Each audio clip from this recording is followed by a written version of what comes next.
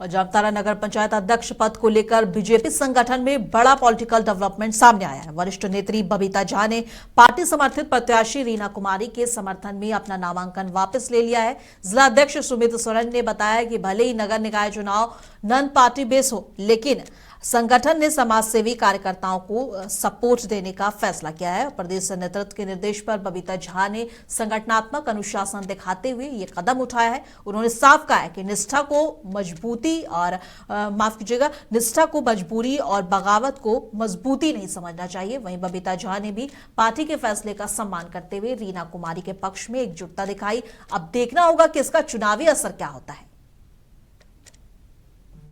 Party के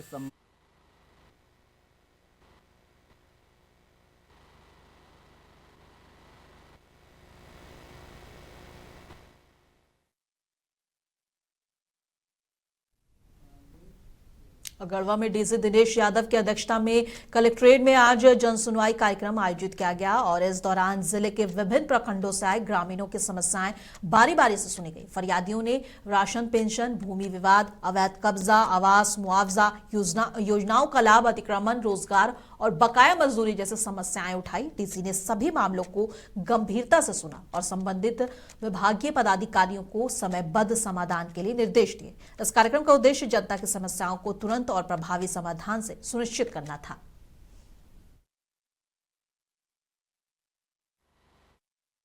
और Ranchi civil court को बम से उड़ाने की धमकी मिलने के बाद आज कोर्ट परिसर में अफरा तफरी मच गई। ये धमकी ईमेल के माध्यम से भेजी गई थी, जिसकी सूचना मिलते ही पुलिस और सुरक्षा एजेंसियां तुरंत हरकत में आ गई। बता दें कि धमकी मिलने के बाद रांची सिविल कोर्ट परिसर और आसपास के इलाके को सुरक्षा घेरे में ले लिया गया है। कोर्ट आने जाने वाले लोगों में दहशत का माहौल देखा गया और एहतियातन पुलिस ने कोर्ट परिसर में प्रवेश की सीमित कर दिया है। और घटना की गंभीरता को देखते हुए झारखंड जगुआर का बम निरोधक दस्ता मौके पर पहुंचा। पूरे कोर्ट परिसर में सघन तलाशी अभियान चलाया जा रहा है और हर संदिग्ध वस्तु की बारीकी से जांच की जा रही है ताकि किसी भी खतरे को टाला जा सके। चीज हो वो कोई कंटेनर में ही रहेगा, एक्सप्लोसिव आपको ओपन नहीं दिखेगा। और कंटेनर में उसमें पावर सोर्स और एक्सप्लोसिव दोनों मिला के कोई स्विच का उपयोग करता है। लेकिन अधिकतर हम कहीं भी जाते हैं तो उससे रिलेटेड चीज को हम लोग बारीकी से सर्च करते हैं, उसको डिटेक्ट करते हैं। नहीं, अभी तक हमें कुछ नहीं मिला। अब मुख्यमंत्री हेमंत सोरेन झारखंड मुक्ति मोर्चा के सदस्यता ग्रहण कार्यक्रम में शामिल होने कोडरमा पहुंचे और लोकाई मैदान में हुए कार्यक्रम में पूर्व जिला परिषद अध्यक्ष शालिनी गुप्ता के नेतृत्व में सैकड़ों लोगों ने मुख्यमंत्री की मौजूदगी में जेएमएम की सदस्यता ली। मुख्यमंत्री ने सभी नए सदस्यों को पार्टी का पट्टा पहनाकर उनका स्वागत किया और लोकाई सभा स्थल पर पहुंचने पर मुख्यमंत्री हेमंत सोरेन का पारंपरिक तरीके से स्वागत किया गया। कार्यक्रम की शुरुआत दीप जलाकर हुई और इससे पहले सभी ने शिबू सोरेन की तस्वीर पर फूल चढ़ाकर उन्हें श्रद्धांजलि दी। इस मौके पर शहरी विकास मंत्री सुदेव कुमार सोनू और अन्य नेता भी मौजूद थे। लोकाई मैदान में आयोजित सदस्यता ग्रहण समारोह में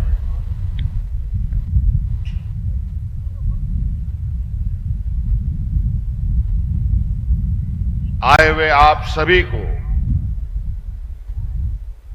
मेरी ओर से बहुत बहुत आभार और जोहार।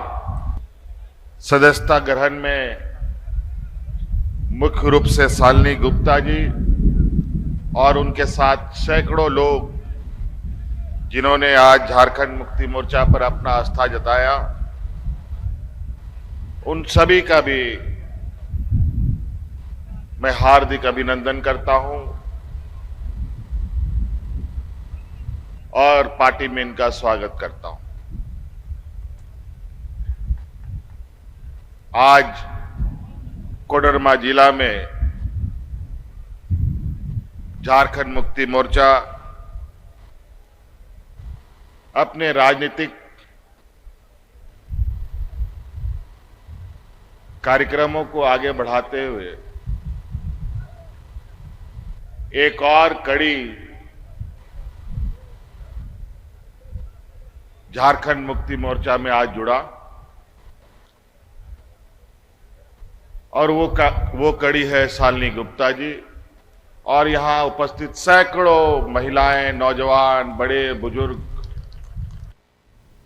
कोडरमा में सभा को संबोधित करते हुए मुख्यमंत्री हेमंत सोरेन ने राज्य में चल रही योजनाओं के बारे में जानकारी दी है। उन्होंने कहा कि राज्य विकास के रास्ते पर तेजी से आगे बढ़ रहा है। साथ ही सीएम ने कहा है कि कोडरमा जिले के लोगों को पेट पालने के लिए किसी दूसरी जगह जाने की जरूरत नहीं पड़ेगी।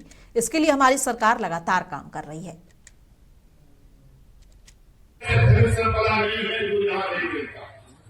आपका कोडरमा जिला में भी अवगत है बहुत बड़ा डिपोजिट और खनिज संपदा के रूप में यहाँ पाया जाता है और वो इतना बेसकीमती है कि उसका सही तरीके से खनन कार्य हो तो कोडरमा का जिला का लोग पेट पालने के लिए दूसरे राज्यों में मजदूरी करने के लिए जाने की जरूरत नहीं पड़ती। गरीबी कितनी और कैसे इनको बाहर निकाला है गरीबी से। केंद्र सरकार के साथ चुनौतियां है, हमें मालूम है, और गरीब को कोई अधिकार घर पे लाके नहीं देता, उसे लड़ना पड़ता है, उसे छीनना पड़ता है।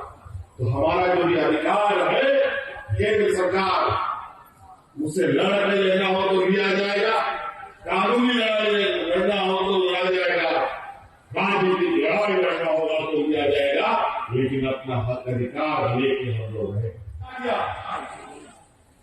अगर हम लोगों ने ठेका दिखा दिया पूरा देश अधिकार में चला जाएगा।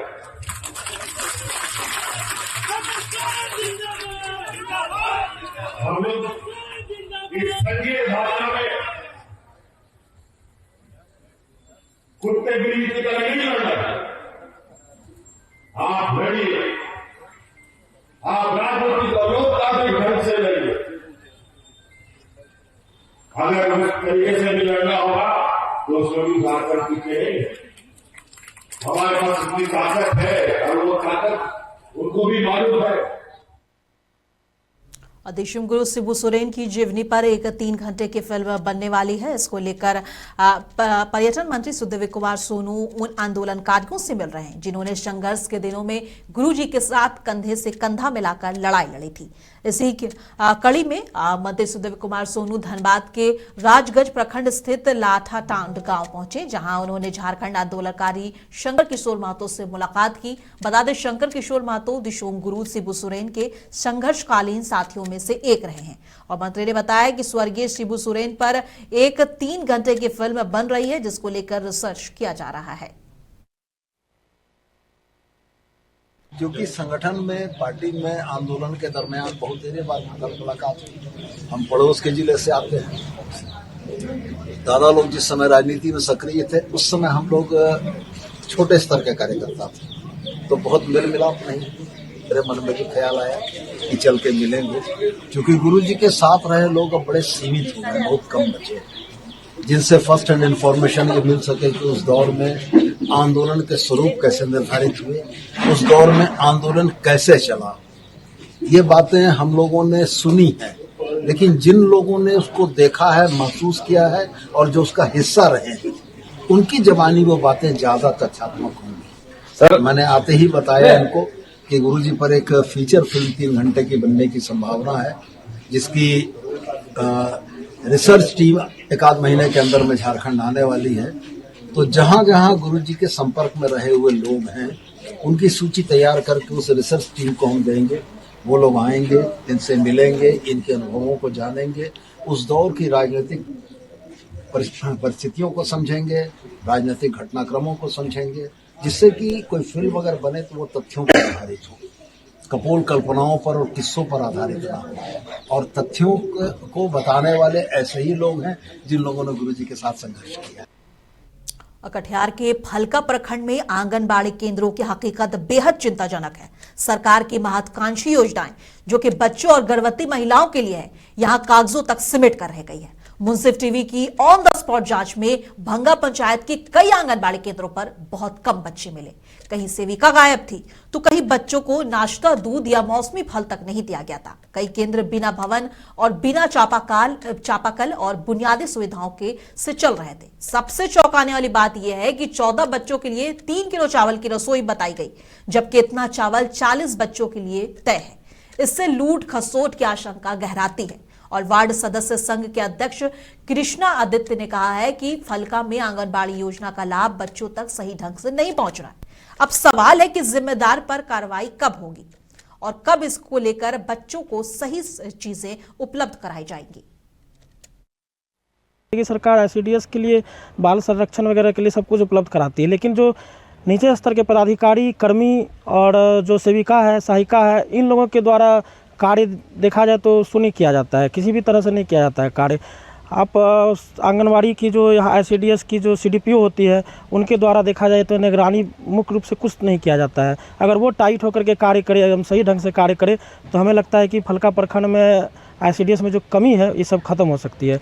जैसे कि आप देखेंगे, मैं आपको सच्चाई बताता हूँ कि एससीडीएस के जो आंगनवाड़ी केंद्र हैं, इन सब में जनप्रतिनिधियों का जबकि रोल है, सरकार के द्वारा रोल निर्धारित किया गया है, लेकिन जो यहाँ की सेविकाएँ हैं और जो सीडीपीओ है, इन लोगों ने हम लोगों और जनप्रतिनिधियों को किसी भी तरह से देखा जाए तो ना ही इसमें पूछा जाता है, ना ही किसी तरह का सूचनाएं उपलब्ध दी जाती है।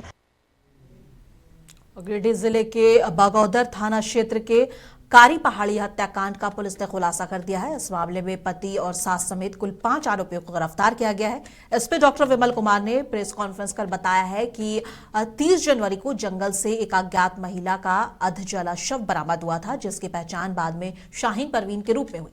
जांच में सामने आया है कि पति जाबिर अंसारी ने दूसरी शादी के इरादे से पत्नी की हत्या की। पुलिस ने हत्या में इस्तेमाल बाइक, मोबाइल समेत कई सामान बरामद किए। मामले में 2 नाबालिग भी शामिल पाए गए हैं। और ये पता किया गया कि भाई आखिर कोई लापता महिला तो हमारे क्षेत्र में नहीं है। बाद में पता चला कि डुमरी थाना क्षेत्र में 28 जनवरी में लापता थी शाहीन प्रवीण, और उसके जो घर वाले हैं उन लोगों ने उसके कपड़े से उसकी पहचान की कि ये उन्हीं की बच्ची है। और इसको लेकर के फिर उनके घर वालों ने शक के आधार पर प्राथमिकी भी दर्ज कराया, लेकिन इसमें एसआईटी के द्वारा छापामारी किया गया और जो मृतिका है उसकी सास जयबून निशा और उसके पति जाबिर अंसारी, ये दोनों की पहले गिरफ्तारी हुई और उनके द्वारा बताया गया कि शाहीना प्रवीण को कारी पहाड़ी जंगल ले जाकर के जला दिया गया और उसके बाद इन लोगों ने शायद छुपाने के लिए इसको जलाया था। तो इसको लेकर के फिर जो शराफत अंसारी, इनके साथ जो इस पूरे घटना को करने में शराफत अंसारी, वकील अंसारी उर्फ रॉकी और गुड्डू अली, ये 3 लोग शामिल थे। इनके अलावा सास और पति के अलावे साथ ही साथ 2 नाबालिग लड़के को भी शामिल किया गया था। और इसका कारण ये रहा कि जाबिर अंसारी जो है पति इसका, ये इसको मार करके दूसरी लड़की से शादी करना चाहता था। ये इसके पीछे इसकी मंशा थी।